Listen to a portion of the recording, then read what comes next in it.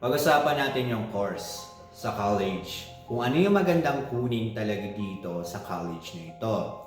Ang based sa experience ko sa mga kaibigan ko, ang sabi sa akin nila, police, nursing, doktor, dentist, lawyer, politicality, ayan, magaganda daw yung course na yon. At eto pa, teacher, maganda din yung course na yon.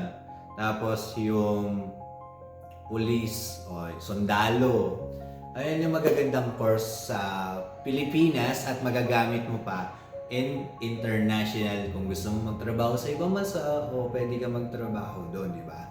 Yung iba, alam nyo bang marami nang yumaman sa course na yun? Yes, marami na din. Napagpatayo na sila ng bahay at meron na silang lupa at business. Ayun, pinag-usapan kasi namin to kanina and try ko kaya i-content, di ba? Pinag-usapan namin to na tropa ko and sabi ko, Trops, sabi ko, ano ba yung magandang course? Gusto ko mag-exchange ang course eh. Di ba? Ang kunin mo na lang, magpulis ka na lang. Oh my God. Tapos, and tourism. Maganda din yung tourism, guys. I mean, napakaganda ng tourism. Malilibot mo buong bansa. Tourism, maganda din yung tourism. Ayan, napakaganda din na. Swak na swak talaga. Tapos, yun.